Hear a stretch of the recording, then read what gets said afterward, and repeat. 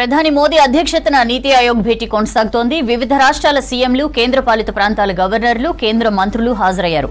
ఇక తనకు మాట్లాడేందుకు సరిపడా టైం ఇవ్వలేదంటూ నీతి ఆయోగ్ భేటీ నుంచి వాకౌట్ చేశారు పశ్చిమ బెంగాల్ సీఎం మమతా బెనర్జీ. మాట్లాడేందుకు సరిపడా టైం ఇవ్వకుండా అవమానించారన్నారు మమతా. తనకంటే ముందు మాట్లాడిన వారికి 20 నిమిషాల వరకు టైం ఇచ్చారన్నారు. కానీ తనకు కేవలం 5 నిమిషాలు మాత్రమే కేటాయించారన్నారు. దీంతో తాను నీతి ఆయోగ్ మీటింగ్ నుంచి బయటకు వచ్చానన్నారు మమతా బెనర్జీ. దేశంలోని రాష్ట్రాలపై వివక్షను చూపించొద్దని కేంద్రానికి చెప్పానన్నారు మమతా బెనర్జీ. मैं और एक बात बोला, देखिए मेरा स्टेटमेंट ये भी आपको कहना है कि आप 3 साल से हमारा 100 दिन का काम बंद करके रखा, आवास योजना बंद करके रखा, प्रधानमंत्री योजना बंद करके रखा, अब रोड बंद करके रखा. ऐसे कोई गवर्नमेंट नहीं चलता है. आपको डिस्क्रिमिनेट नहीं करना चाहिए.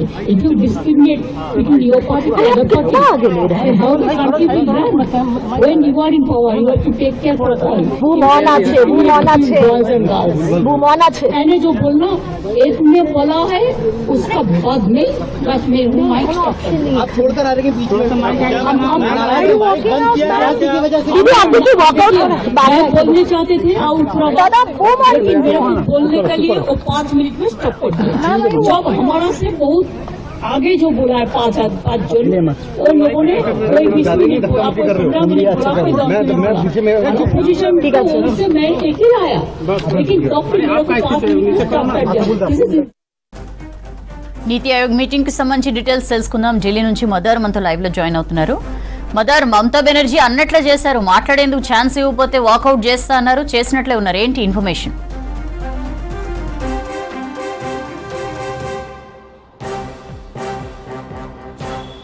సౌజన్య, మీరు అన్నట్టు నిన్న ఆమె మీటింగ్కి హాజరవుతానంటూ ప్రకటించినప్పుడే ఆమె ఈ అంశాన్ని కూడా చెప్పారు. తనకు మాట్లాడేందుకు అవకాశం ఇస్తే తాను ఖచ్చితంగా కేంద్ర ప్రభుత్వం తీసుకొచ్చినటువంటి బడ్జెట్లో రాష్ట్రాలకు జరిగినటువంటి అన్యాయాలను వివరిస్తాను, ఆ సందర్భంగానే కేంద్రాన్ని నిలదీస్తానంటూ కూడా ఆమె నిన్న ప్రకటించారు. ఒకవేళ మాట్లాడేందుకు సరిపడేంత సమయం కనుక ఇవ్వనట్లయితే తాను వాకౌట్ చేస్తాను, తన నిరసనను తెలుపుతానంటూ కూడా ఆమె ముందుగానే ప్రకటించారు. ఆమె అన్నట్టుగానే కేంద్ర ప్రభుత్వం కూడా అట్నే వ్యవహరించినట్టుగా మనం భావించాల్సి ఉంటుంది. ఎందుకంటే ఆమె కంటే ముందు మాట్లాడినటువంటి రాష్ట్రాల ముఖ్యమంత్రులకు సుమారు 20 నిమిషాల దాకా సమయం ఇచ్చి ఆమెకు మాత్రం కేవలం 5 నిమిషాలు మాత్రమే సమయం ఇవ్వడము, ఆ తర్వాత మైక్ని మ్యూట్ చేసినట్టుగా మమతా బెనర్జీ ఆరోపించారు. తను మాట్లాడేటువంటి అంశాలు చాలా ఉన్నప్పటికీ వాటిని ప్రస్తావించకుండా అడ్డుకోవడంలో భాగంగానే మైక్ను మ్యూట్ చేశారు అనేది ప్రధానంగా మమతా బెనర్జీ చేస్తున్నటువంటి ఆరోపణ. రాష్ట్రానికి సంబంధించి చాలా అంశాలు పెండింగ్లో ఉన్నాయి. లాస్ట్ 3 ఇయర్స్ నుంచి కూడా కేంద్ర ప్రభుత్వం నుంచి రావాల్సినటువంటి నిధులు విడుదల చేయకుండా రాష్ట్రానికి సంబంధించి అన్యాయం చేస్తున్నారు. వాటన్నిటిని కూడా తాను లేవనెత్తేటువంటి సమయంలోనే ఈ మైక్ను మ్యూట్ చేయడం జరిగిందంటూ కూడా ఆమె ఆరోపించారు. దానికి తగ్గట్టుగానే తను ఆ సమావేశం నుంచి ఆమె బైకాట్ చేశారు.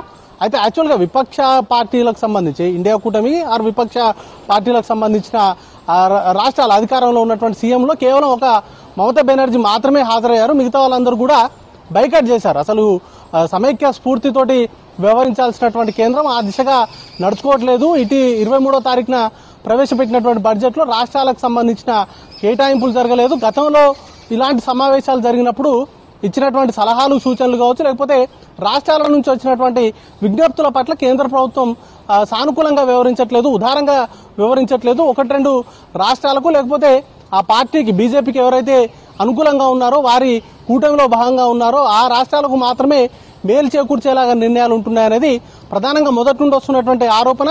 దానికి తగ్గట్టుగానే ఇటీవల ప్రవేశపెట్టినటువంటి బడ్జెట్లో కూడా బీహార్, ఆంధ్రప్రదేశ్ 2 రాష్ట్రాలకు మాత్రమే ప్రాధాన్యత కల్పించేలాగా కేటాయింపులు చేశారనేది ఈ విపక్ష రాష్ట్రాలు, ఎక్కడైతే కాంగ్రెస్ పాలిత రాష్ట్రాలు ఉన్నాయో అలాగే ఇతర ప్రాంతీయ పార్టీల అధికారంలో ఉన్నటువంటి రాష్ట్రాలపైన చిన్నచూపు చూపెట్టారు. వాటికి సంబంధించి కేటాయింపులు జరపలేదనేది వారు చేస్తున్నటువంటి ఆరోపణలు.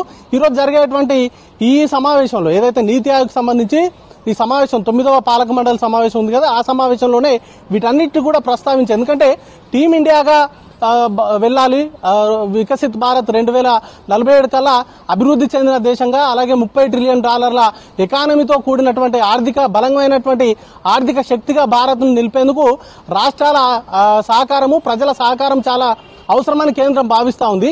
కానీ ఆ కేంద్రం భావించినప్పటికీ దానికి అనుగుణంగా ఇంప్లిమెంటేషన్స్ లేవు, కేంద్రం ఆ విధంగా రాష్ట్రాలతోటి సహకరించట్లేదు, రాష్ట్రాలకు అవసరమైనటువంటి నిధులు ఇవ్వట్లేదు అనేది వీరు చేస్తున్నటువంటి ఆరోపణలు. దానికి తగ్గట్టుగానే ఇటీవల బడ్జెట్లో కూడా కేటాయింపులు చూసాము. ఇప్పుడు తాజాగా విపక్షాలకు సంబంధించి ఒక ముఖ్యమంత్రి హాజరైతే ఆ ముఖ్యమంత్రికి కూడా మాట్లాడేందుకు సరైనటువంటి సమయం కూడా ఇవ్వకపోవడము, అలాగే కేంద్రం చేస్తున్నటువంటి అంశాలను ఎత్తి చూపేటువంటి క్రమంలో ఆమె మాట్లాడుతున్నటువంటి సందర్భంలోనే మైకును మ్యూట్ చేయడంతో ఆమె వాకౌట్ చేశారు. విపక్షాలకు సంబంధించి ఇప్పటికే ఇండియా కూటమికి సంబంధించినటువంటి నేతలు కావచ్చు, లేకపోతే ఆ రాష్ట్రాలకు సంబంధించిన ముఖ్యమంత్రులు ఈ సమావేశానికి వెళ్లడం అనేది అనవసరము. ఎందుకంటే వెళ్ళినా అక్కడ నుంచి వారికి మాట్లాడేటువంటి అవకాశం ఇవ్వరు. ఒకవేళ అవకాశం ఇచ్చినా వారు ఇచ్చేటువంటి సలహాలు సూచనలు ఇంప్లిమెంట్ చేయరు. కాబట్టి అనవసరం ఈ సమావేశానికి హాజరయ్యి కేంద్రం ఎట్లాగూ ఆ దిశగా ఇంప్లిమెంటేషన్ చేయట్లేదు కాబట్టి అసలు దూరంగా ఉండి వారి నిరసన అనేది కూడా తెలుపుదామంటూ కూడా చాలా రాష్ట్రాలకు సంబంధించిన ముఖ్యమంత్రులు హాజరు కాలేదు. కానీ మమతా బెనర్జీ ఒక్కరే హాజరయ్యారు.